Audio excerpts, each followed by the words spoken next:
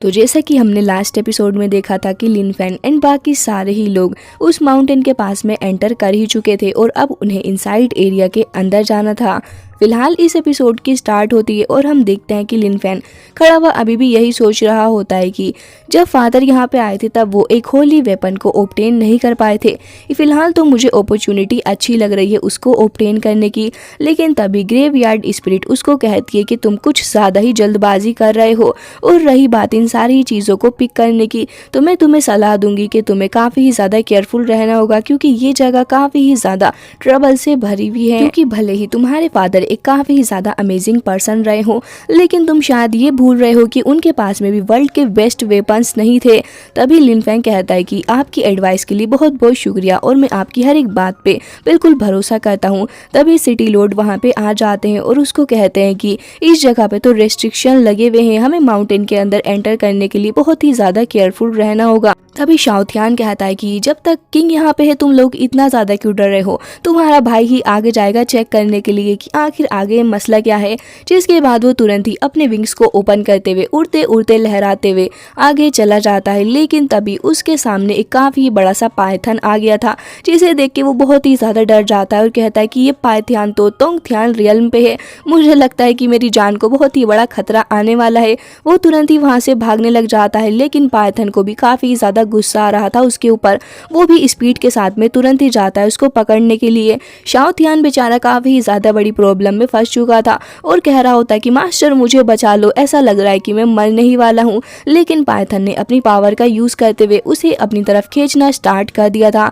लेकिन इतनी देर में लिन फैंग भी अपने आर्टिफैक्ट का यूज़ करता है और कहता है कि तुम फिक्र मत करो, मैं तुम्हें बचा लूंगा। जिसके बाद हम देखते हैं कि आर्टिफैक्ट की पावर तुरंत ही चली जाती है उस पायथन के पास में।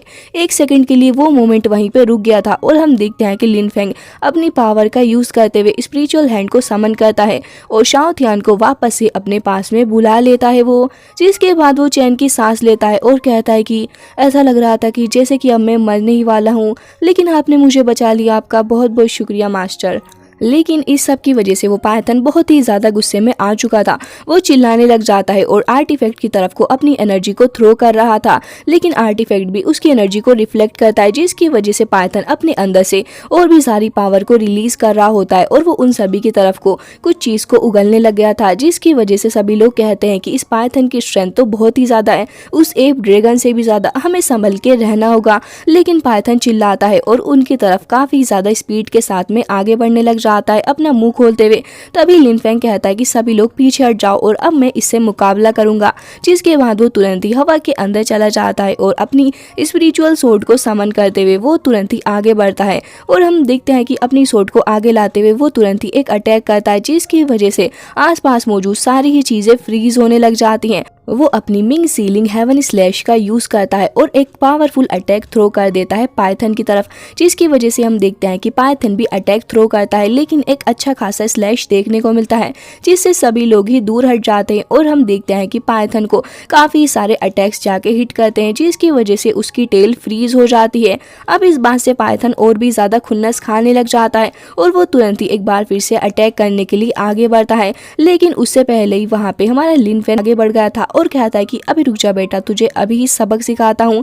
जिसके बाद वो तुरंत ही अपनी वॉइड ब्रेकिंग विंडलेस सोर्ड का यूज करता है और हम देखते हैं कि एक ही अटैक में उस स्नेक का खेल खत्म हो जाता है। वो बुरे तरीके से नीचे आके गिर चुका था। जिसके बाद सिटी लॉर्ड कहते हैं कि मैंने उम्मीद नहीं की थी कि ब्रदर लिन फैंग इतने ज़्यादा पावरफुल होंगे। तभी ओयांग कहता है कि ये तो एक गॉड लेवल वेपन रिफाइनर है, मैंने उम्मीद नहीं की थी कि इनके पास में इतनी ज़्यादा पावर होगी। तभी वो दोनों बहुत ही ज़्यादा कन्फ्यूज़ हो गए थे और लिन फैंग को कहते हैं कि आपने काफ़ी ज़्यादा अच्छा काम किया। लिन फैंग कहता है कि ठीक है आगे बढ़ो, लेकिन केयरफुल रहना। जिसके बाद ये सभी लोग धीरे धीरे करके आगे बढ़ने लग गए थे और हम देखते हैं कि एक लेडर टाइप चीज़ ये लोग आगे बढ़ रहे होते हैं। इनके रास्ते में ढेर सारे और भी मॉन्स्टर्स आते हैं, लेकिन लिन फैंग उन सभी को धीरे धीरे करके मारता जाता है और अब ये रास्ता ऑलमोस्ट पूरा हो ही चुका था। जिसके बाद इन लोगों के सामने एक ब्रिज आता है और उसके बाद एक पेड़ जो कि एक शील्ड से ढका हुआ था। जिसके बाद हम देखते हैं कि सिटी लॉर्ड कहने लग गए थे कि ये तो थंडर ट्रिब्यूलेशन ट्री है और साथ साथ ही थंडर ट्रिब्यूलेशन पॉन्ड भी है।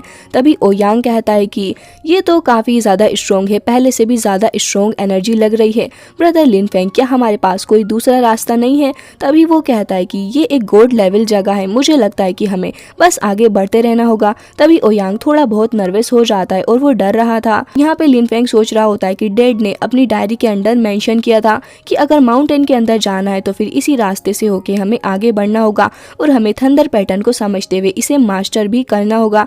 जिसके बाद वो कहता है कि अगर ऐसी बात है तो फिर मुझे कोई प्रॉब्लम नहीं है और मैं इसे तोड़ने के लिए कुछ ना कुछ जरूर से ही करूंगा। च्योंगयांग तो वहीं पे बैठ जाता है कल्टीवेट करने के लिए, लेकिन तभी लिनफेंग अपने पास में रखा हुआ नाइफ निकाल लेता है और हम देखते हैं कि शील्ड के पास में ही वो किसी अजीब ही तरीके के स्क्रिप्चर को लिखने लग गया था। जिसके बाद ओयांग और सिटी लॉर्ड दोनों ही बातें करने लग जाते हैं कि आखिर लिनफेंग के दिमाग में चल क्या रहा है। लेकिन लिनफेंग वापस से उस नाइफ को अपने पास में रख लेता है और हम देखते हैं कि वहाँ पे एक अजीब सा स्क्रिप्चर लिख के रेडी हो चुका था। लिनफेंग अपनी पावर का यूज करता है और हम देखते हैं कि वो लगातार काफी सारी पावर एनर्जी थ्रो करता है उसकी तरफ को, जिसकी वजह से हम देखते हैं कि धीरे धीरे करके वो शील्ड वहाँ पे ब्रेक होने लग जाती है। तभी वहाँ पे सिटी लॉर्ड कहते हैं कि आपने तो इस तिलिस्मान को भी मास्टर कर रखा है, आपके अंदर आखिर कितनी सारी खूबियां छिपी हैं, मुझे तो समझ ही नहीं आता। लिनफेंग सभी से कहता है कि देखो, तुम सभी को अपने एबिलिटीज के अकॉर्डिंग ही रिएक्ट करना है, मैं तो आगे जा रहा हूँ, बाकी तुम सभी लोग अपना देख लो। जिसके बाद वो जैसे ही फर्स्ट स्टेप रखता है वहाँ पे ढेर सारी थंडर रिलीज होने लग गई थी और वो अटैक करने लग जाती है लिनफेंग के ऊपर। तभी हम देखते हैं कि सब लोग खुद को बचाने लग गए थे और वहाँ पे शाओथियान कहता है कि मास्टर, आप काफी ज्यादा गुड हैं इन सभी चीजों के अंदर, लेकिन मेरा क्या फॉल्ट है जो आप मुझे सजा दे रहे हैं? क्या हम किसी दूसरे तरीके से आगे नहीं बढ़ सकते? तभी लिनफेंग कहता है कि हमारे पास कोई दूसरा तरीका नहीं है और हमें ऐसे ही आगे बढ़ना होगा। लेकिन थंडर बार बार आके उसको हिट कर रही होती है, जिसकी वजह से शाओथियान तो तुरंत ही वहाँ से हट जाता है और कहता है कि मास्टर आप भी प्लीज यहाँ से हट जाइए। लेकिन लिनफेंग हार मानने को तैयार ही नहीं था और वो आगे बढ़ता जा रहा होता है, लेकिन इस वजह से उसकी हालत काफी ज्यादा खराब हो जाती है और थंडर लगातार उसके ऊपर अटैक करे जा रही थी।